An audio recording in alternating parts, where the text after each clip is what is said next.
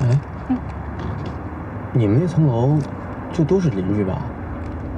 可是现在这邻居关系能处得这么好吗？当然了，我们跟其他邻居不一样。关关，我最好的朋友。我没钱的时候啊，可以分1块蛋糕1杯奶茶。还有樊姐，比我亲姐对我还好。每当我遇到事的时候，都是她在为我撑腰。还有安迪，人美能力强，我每个月赚的钱还不足她的1个零头，但是她从来不会把自己高看一等，对每个人都特别的实诚。唯独一个人曲筱绡，恨不得有的时候，但是他吧，关键的时刻还挺仗义的，需要他帮忙，他都会站出来。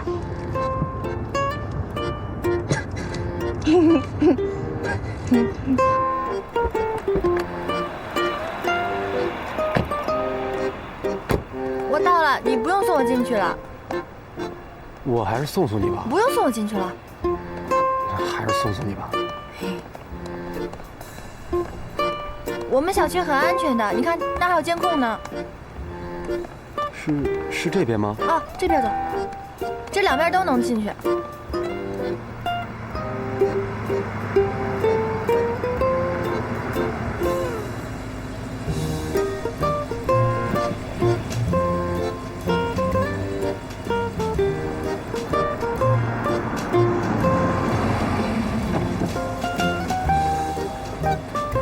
谁呀？这车怎么停这儿啊？真讨厌！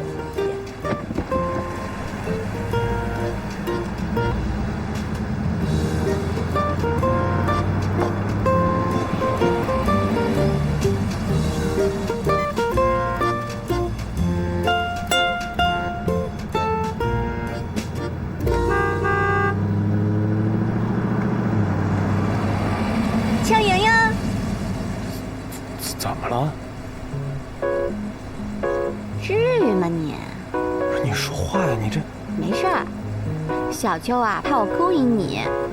你别跟我乱说话啊！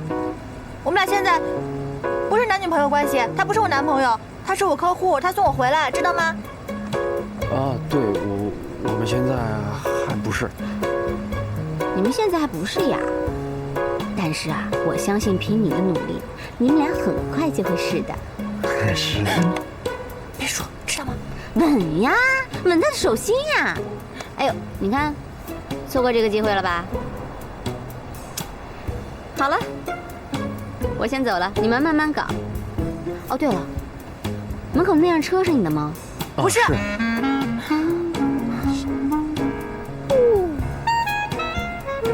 晚了，立下来了，你等他。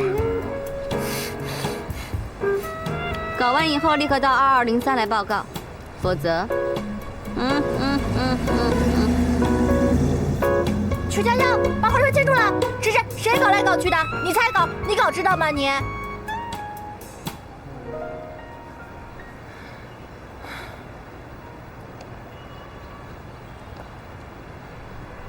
这就是你那邻居？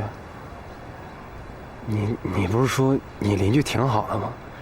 我邻居是挺好的，他是个例外，也不是说他不好，他做很多事吧特别过分，但他又时常帮助我，就是很复杂很奇怪的一个人。我不想让你们认识，暂时不想。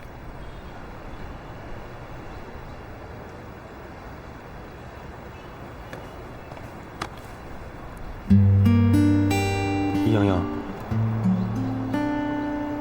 我5一一起回家。不是之前都说好了吗？对了，你觉得刚刚那个女孩好看吗？挺漂亮的，但是你可爱呀。不对，情人眼里出西施，应该觉得我最好看。你说她好看，就说明你心里有鬼，你心里不对劲了，你不对劲了是不是？这不是莹莹，我没有，我发誓我实话实说的，她确实挺漂亮的嘛。你最漂亮，莹莹，你最漂亮。真的吗？真的。你最漂亮，最可爱，最好。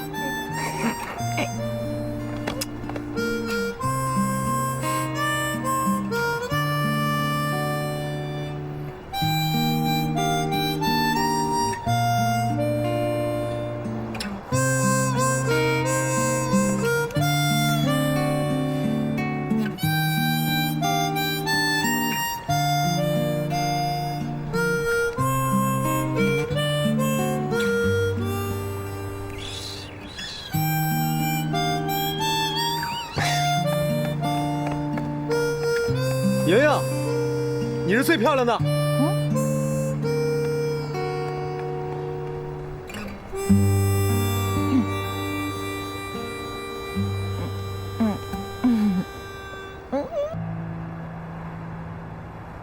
爱情来得太快，就像龙卷风，离不开暴风圈，来不及逃。我不想再听，我不想再想，我不。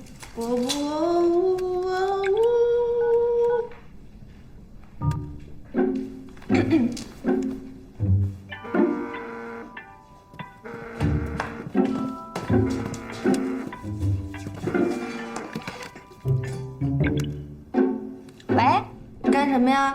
干嘛让我去找你报道呀？回来啦？在等电梯呢。刚才不就在门口了吗？怎么还没有上来啊？你俩在车里干嘛的呀？读书会吧。你现在这套对我一点用都没有了，我什么都不跟你说。放心吧，啊，我不会告诉你的。我今天呢跟一个网络的广告销售谈，他太励志了，谈得我可激动了。我准备请他吃一顿晚饭，又聊了一个晚上。我想啊，把这个人拉到我公司来。这姑娘跟你一样，毕业3年开始做销售，所以我立刻就想到你了。她跟我说呀，她是从大4才开始做销售的。起初呢，跟你也是一样的，用2条腿和一辆助力车跑公司，不知道被赶出多少次了。生意啊，就是这么一点一点累积起来的。现在他恨不得不睡觉，买辆车，雇了个司机，上车就可以专心打电话，下车就可以专心谈生意，两不耽误。你说他精不精啊？想不想听我继续给你讲这个故事呀？你等我，马上到。快来啊！门已经给你开好喽。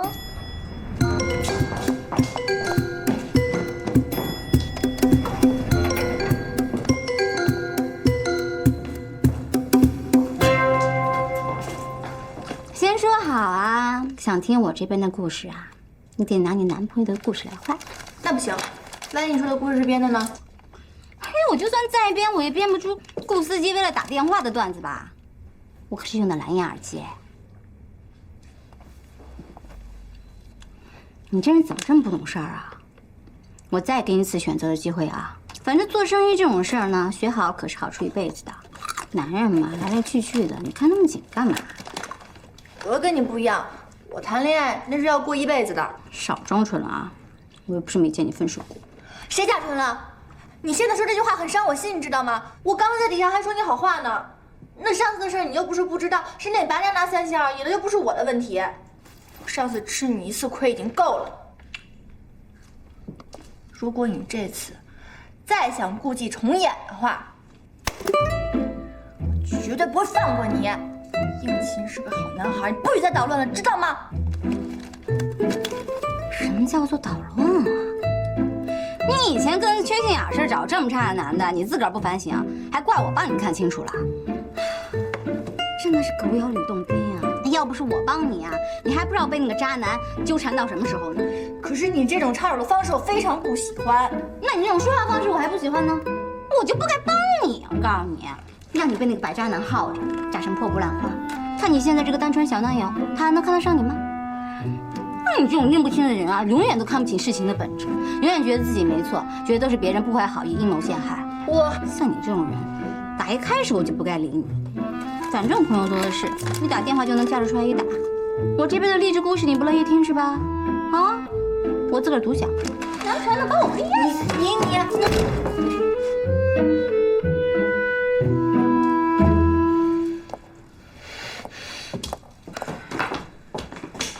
气死我了，樊姐，你听见了吗？这是死曲潇潇。谁让你站在外面不进来啊？你知道他这张嘴不好。早这我就进来了。樊姐，刚才应勤送我回来的时候被曲瑶瑶看见了，而且曲瑶瑶说她记住应勤的车牌号了，她不会回去调查应勤吧？很有这个可能，她连外地车牌号都能查得到。你别忘了，她还查过王百川的车牌呢。那怎么办呀？刚才应勤还说曲瑶瑶长得好看来着。啊，樊姐怎么办呀？3分长相，7分打扮，你就应该跟她好好学学怎么打扮。话是这么说，可是她就是存心闹事儿。这个曲潇潇她，关关，关关，你说我该怎么办呀？哎呀，小曲她最近工作挺忙的，应该没工夫捣乱吧？话是这样说，可是我也不能坐以待毙吧？你慌也没用，小曲的底线确实跟别人不太一样，有的时候挺怪的，但她也不是一直捣乱。之前不还帮你的店铺出过主意吗？你先别慌了啊，小曲呢不一定会对你的应勤下手，对不对？先别慌啊。樊姐，樊姐。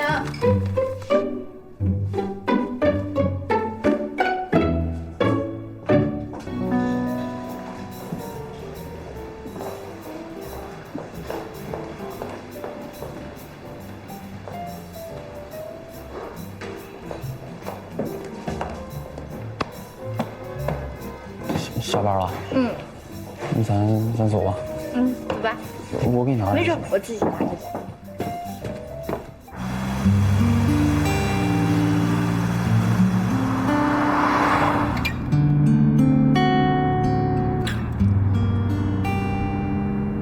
你晚上衣服有想吃什么呀？股味儿。啊？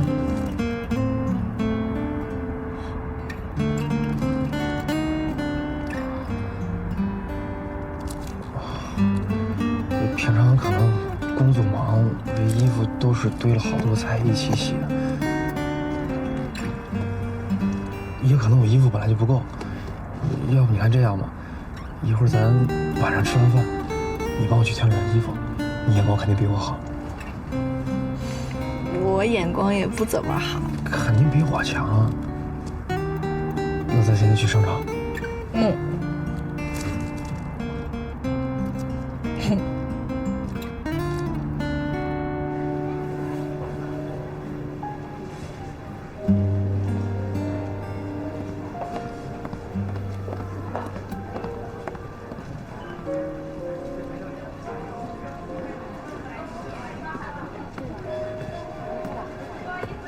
你喜欢这件？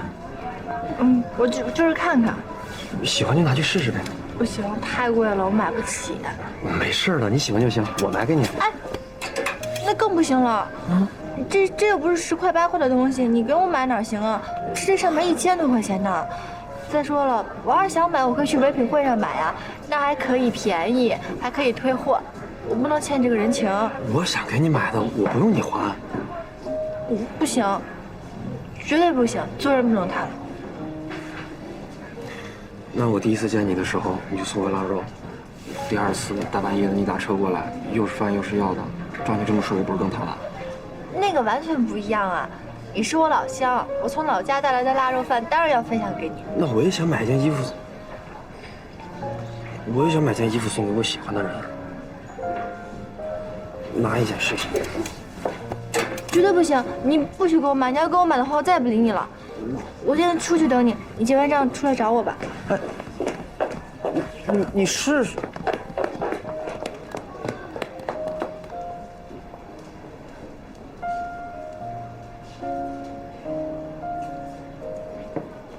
您的豆浆小心烫。谢谢。趁热的，赶紧喝吧。谢谢啊。其实你不用陪着我的，我自己这样跑店推销都没问题的。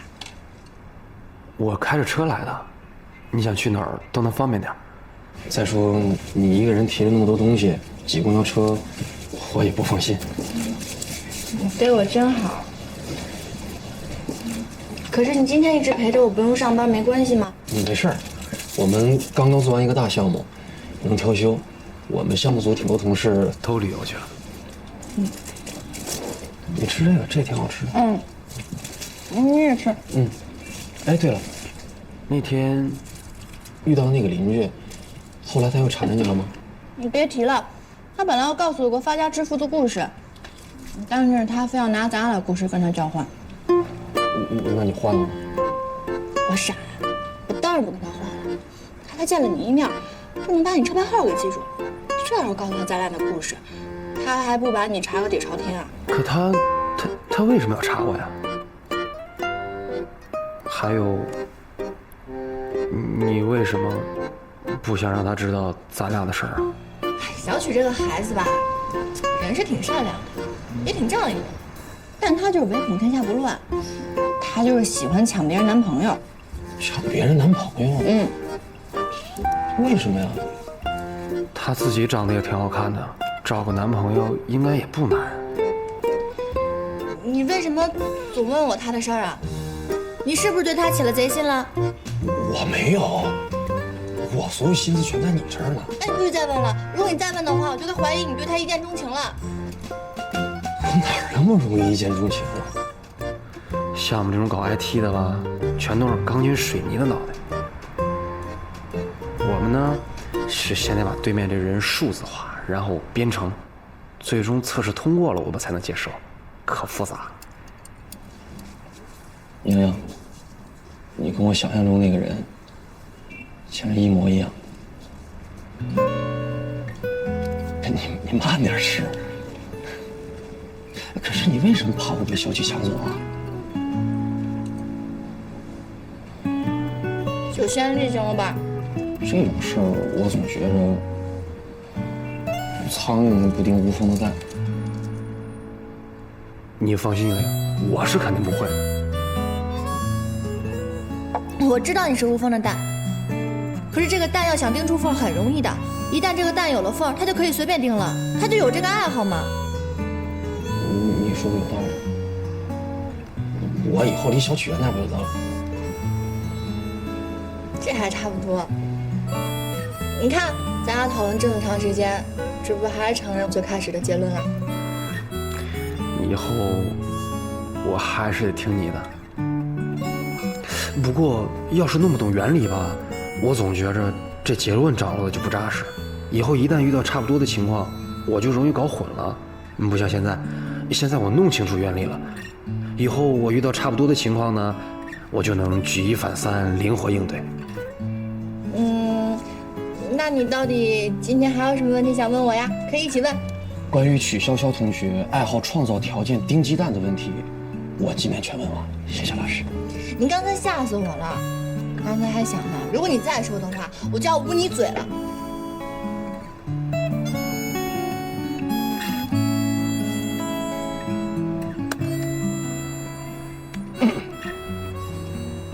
洋洋，要不吃完咱就出发吧。今天先去哪家店？前面那个花样咖啡。你快吃完再去。你够吃吗？你慢点儿。我给你开这个。我最喜欢吃这家麻辣烫了。我也挺喜欢吃这个的。以前上大学那会儿，总是跟宿舍兄弟一到晚上就找这样的路边摊儿。毕业之后就很久没来过了。我最喜欢吃丸子，我喜欢吃肉，我不喜欢吃菜，只要是丸子跟肉就行。你这么喜欢吃，你可以经常来啊。你不知道，关关啊，他嫌这里脏不陪我来；樊姐呢，嫌这里乱也不陪我来；小许和安迪都不用说了，更不想陪我来了。我自己来这儿也没什么意思。没事，你要是喜欢吃，以后我陪你来。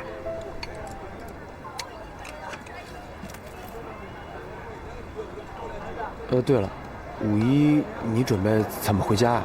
不是还有1个月呢吗？我现在还没想好呢。